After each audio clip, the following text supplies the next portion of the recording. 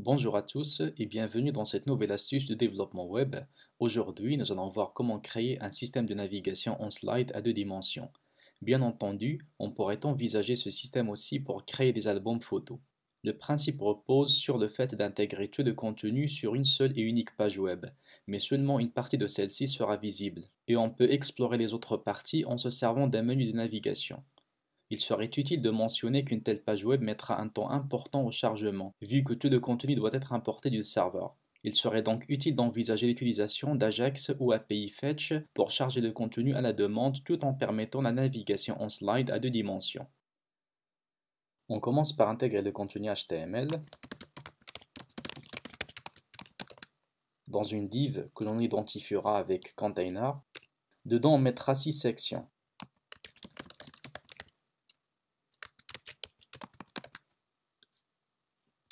On va juste copier cette ligne plusieurs fois. En changeant les ID.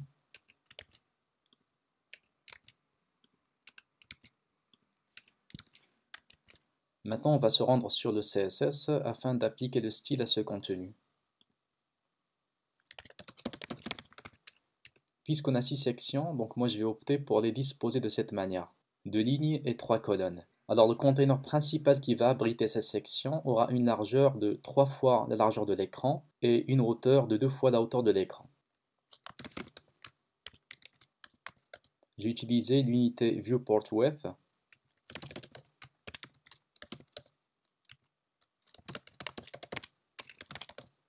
Je vais utiliser displayFlex parce que par défaut les sections sont des blocs, donc je vais les disposer en ligne, mais je voudrais quand même assurer un retour à la ligne afin de mettre 3 sections par rangée. Donc je mettrai FlexWrap avec la valeur wrap afin de forcer un retour à la ligne. Bon, je vais opter pour une position absolue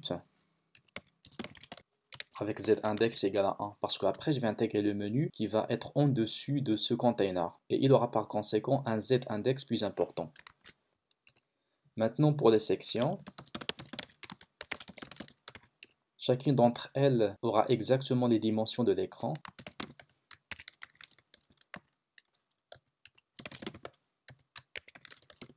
Ensuite, je vais intégrer des images d'arrière-plan et je voudrais que ces images occupent la totalité de la section.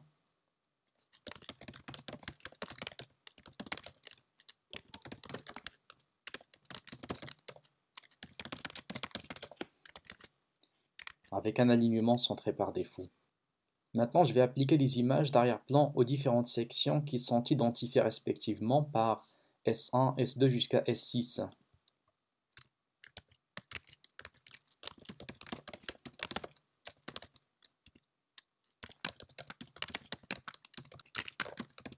J'ai déjà prévu des images qui s'appellent IM1, IM2, etc.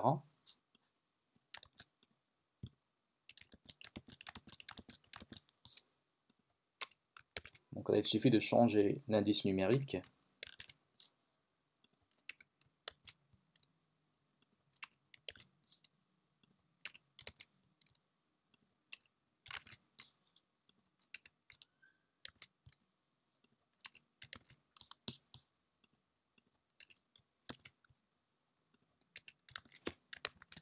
Exécutons déjà pour voir le résultat sur le navigateur. Donc ça donne ceci, première image, deuxième image, troisième image. C'est bien, donc on a 3 colonnes et 2 lignes. Donc quatrième image, cinquième image et sixième image. C'est bien. Afin de faire disparaître le scroll bar, je vais juste ajouter ce style. Sur le body, je mettrai Overflow Hidden.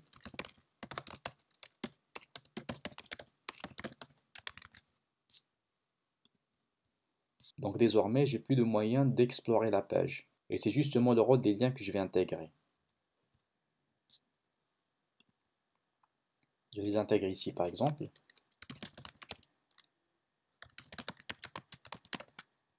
Là, c'est le container qui contiendra les liens. Alors, par exemple, je mettrai page 1.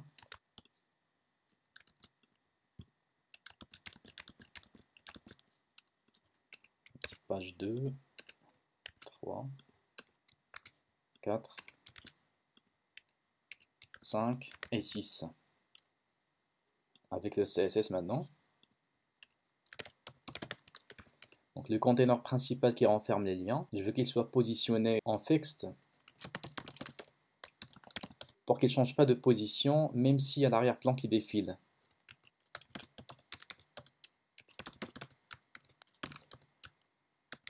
Là, c'est le système de coordonnées qu'on en applique sur le container.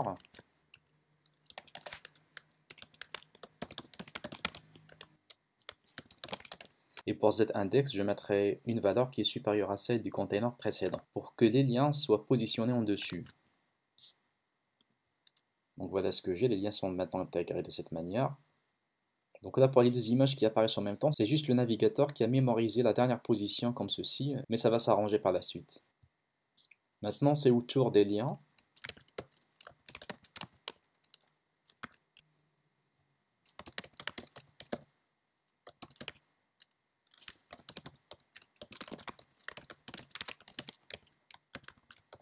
Bon, je leur applique une bordure blanche. Je fixe aussi la largeur. Une marge interne. Je retire le souligné qui marque par défaut les liens hypertextes. J'applique un petit arrondi de la bordure. Regardons ce que ça donne. C'est bien. Je vais aussi appliquer des marges et une petite couleur d'arrière-plan.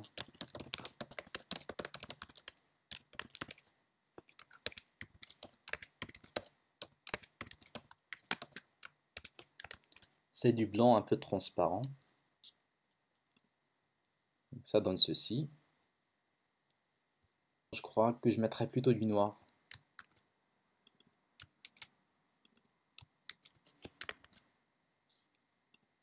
Oui, je crois que c'est mieux comme ça. Bon, je vais appliquer une pseudo-classe au cas où les liens sont survolés.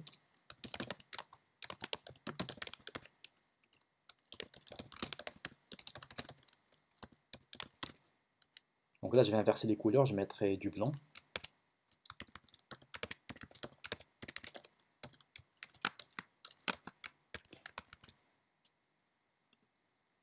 Donc ça va donner ça. C'est bien. Alors je crois que côté CSS, on a fini. Maintenant, c'est au tour du JavaScript.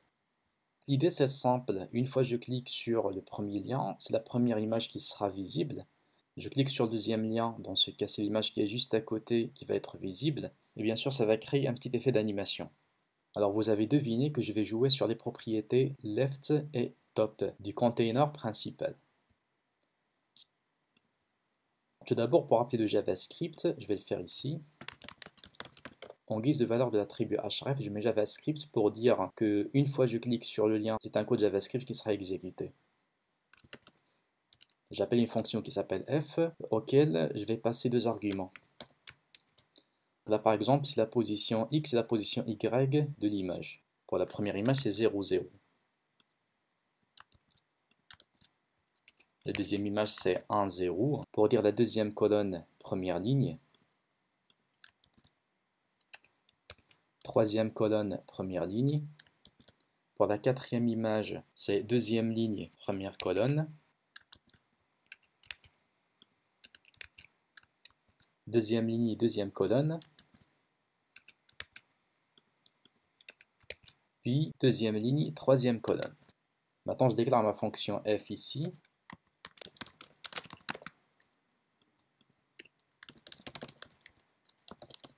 Avec les arguments x et y.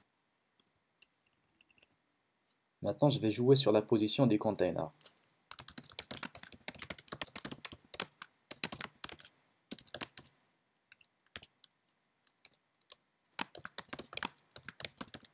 Alors pour le left, ça va forcément être une valeur négative parce que je voudrais décaler mon image dans ce cas vers la gauche. Donc c'est moins x. X n'est rien d'autre que l'argument que j'ai passé, multiplié par la valeur 100 VH. Dans ce cas-ci, x est égal à 0, alors le left est égal à 0. Si x est égal à 1, dans ce cas, le left est égal à moins 100 VW, c'est-à-dire viewport width. Et si x est égal à 2, dans ce cas, le left est égal à moins 200 VW. Tout ça, c'est juste pour faire correspondre l'image souhaitée au viewport ou bien la partie visible du navigateur. Et n'oublions pas l'unité, VW. Je fais pareil pour le Y, ou bien le top. Dans ce cas, ça sera Y. Et là, c'est l'unité VH, viewport height. Exécutons. Deuxième image, troisième image, quatrième image, cinquième image et sixième image. Donc ça marche. Et bien sûr, pour voir l'effet du slide, je vais juste appliquer les transitions, toujours avec du JavaScript.